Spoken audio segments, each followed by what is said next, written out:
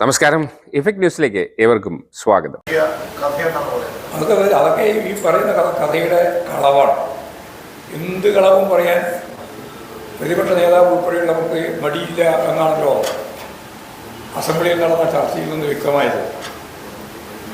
ഗവൺമെൻറ്റിന് അനുകൂലമായി പൊതുവിതരണ സംവിധാനത്തിൻ്റെ ഭാഗമായിട്ടുള്ള സപ്ലൈകോയുടെ ശാഖ ഉദ്ഘാടനം ചെയ്യുന്ന സന്ദർഭത്തിൽ ചൂണ്ടിക്കാണിച്ച കാര്യം ഞാനങ്ങനെ പറഞ്ഞിട്ടേയില്ല എന്ന് പ്രതിപക്ഷ നേതാവ് പറഞ്ഞപ്പോൾ മന്ത്രി തന്നെ പറഞ്ഞു, ഇതാ അങ്ങോട്ട് അയച്ചു തരാം.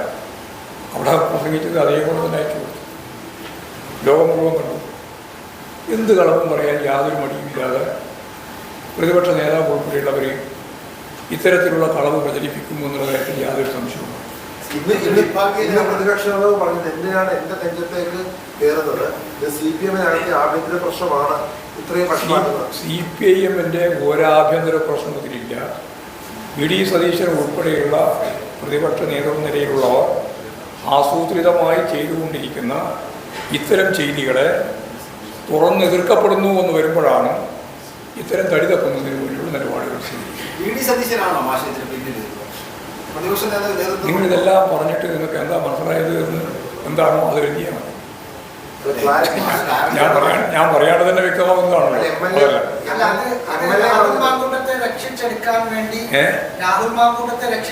വേണ്ടി VD സതീശൻ നടത്തിയൊരു പ്രചാരണമാണ്.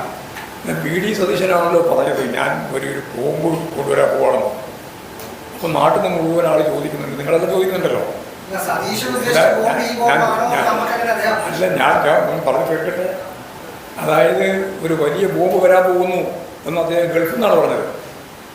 അല്ല, അപ്പോഴും ഞങ്ങൾ പ്രതികരിച്ചിട്ടുണ്ട്, അതിൻ്റെ അകത്ത് യാതൊരു കാര്യമില്ല.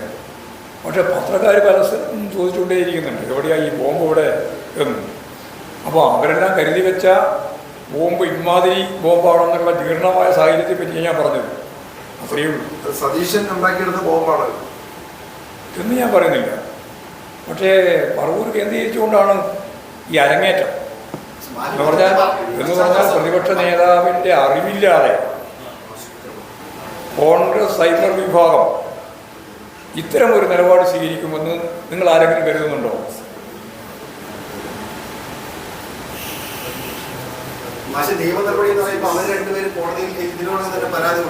CPM എന്ന നിലയിൽ പരാതി കൊടുക്കേണ്ട കാര്യമില്ല. അവരെന്നെ പരാതി കൊടുക്കട്ടെ.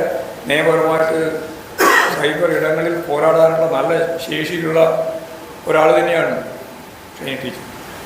പോരാട്ടം നടത്തും. കേരള പൊളിറ്റിക്സ് നശിപ്പിക്കുക എറണാകുളത്തെ സംഭവം കേരള പൊളിറ്റിക്സ് ഇങ്ങനെ പരസ്പരം സ്ത്രീ വിഷയത്തിലൊക്കെ പരസ്പരം പോരടിച്ച് ഇല്ല, പരസ്പരം പോരടിക്കുന്നില്ലല്ലോ. ഏകപക്ഷീയമായ പോരാട്ടമല്ലേ.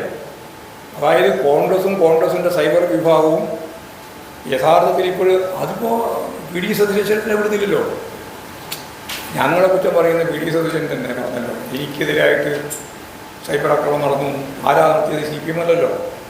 അവർ തന്നെയാണ് നടത്തുന്നത്. അവർ തന്നെ അങ്ങോട്ടും ഇങ്ങോട്ടും നടത്തിക്കൊണ്ടിരിക്കുന്നുണ്ട്. മാത്രമല്ല, ഞങ്ങൾക്കെതിരായിട്ട് നടത്താൻ ശ്രമിച്ചപ്പോൾ ഞങ്ങളതിനെ അതിശക്തിയായ രീതിയിൽ ജനങ്ങളെ മുമ്പിൽ കാര്യങ്ങൾ തുറന്നു പറഞ്ഞ് അതിനെ പ്രതിരോധിക്കുക എന്നുള്ള നിലപാടാണ് ഞങ്ങൾ സ്വീകരിക്കുന്നത് മാത്രമേ ഉള്ളൂ. യഥാർത്ഥത്തിൽ VD സതീശനോട് തന്നെയാണ് ചെയ്തത്. തുറന്നു പറഞ്ഞ് ജനങ്ങളോട് തന്നെ പറയുന്നതല്ലേ ഉണ്ടായത്. കോൺഗ്രസ് സൈബർ ഇടങ്ങൾ നടത്തിയിട്ടുള്ള കടന്നാക്രമണത്തെ സംബന്ധിച്ചാണ് അദ്ദേഹം പറഞ്ഞിട്ടുള്ളത്. അദ്ദേഹത്തെ പറ്റി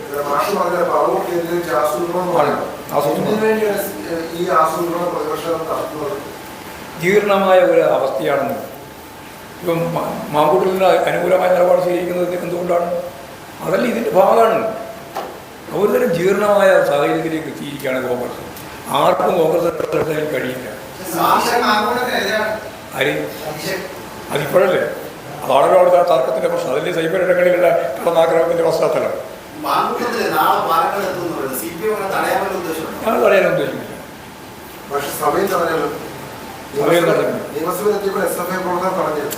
SFI പ്രവർത്തകർ അവിടെ വികാരം പ്രകടിപ്പിക്കുന്നു മാത്രമല്ല,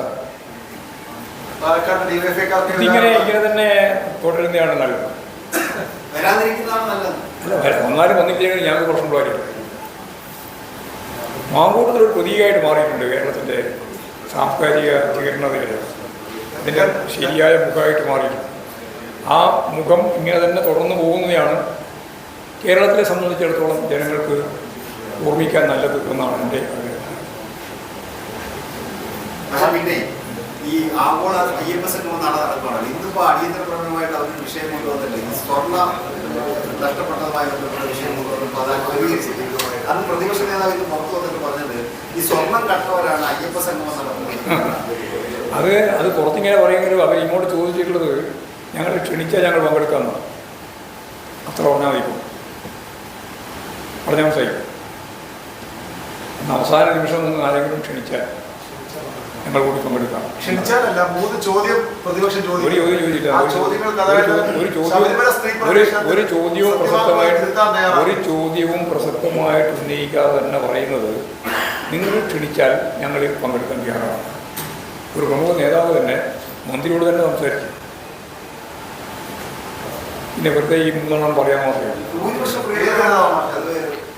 ഇതിൻ്റെ അകത്ത് ഒരു ഭൂരിപക്ഷ പീഡനവും ഇല്ല, ന്യൂനപക്ഷ വിവേചനവും ഇല്ല.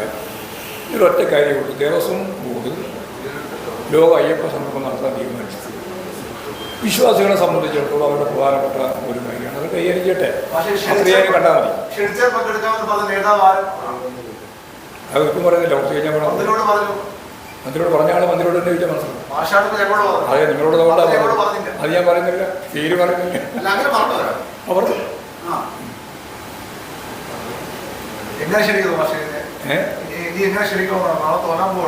അറിയില്ല എങ്ങനെയാണ്. അവിടെ ക്ഷണിക്കാൻ പോയല്ലോ. ദേവസ്വം ബോർഡ് പ്രസിഡന്റ് പ്രതിപക്ഷ നേതാവിനെ ക്ഷണിക്കാൻ വേണ്ടി വീട്ടിൽ തന്നെ പോയല്ലോ, സമയം ചോദിച്ചിട്ട്. പക്ഷെ അയാൾ പുറത്തു വന്നില്ല.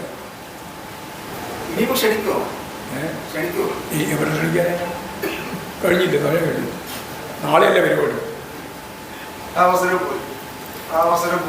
ഞാൻ പറയുന്നില്ല, നിങ്ങൾക്ക് എഴുതാം. വാർത്തകളും വിശേഷങ്ങളും ഇവിടെ അവസാനിക്കുന്നില്ല. കൂടുതൽ വാർത്തകളും വിശേഷങ്ങളുമായി വീണ്ടും കണ്ടുമുട്ടുന്നതുവരെ ഏവർക്കും നന്ദി, നമസ്കാരം.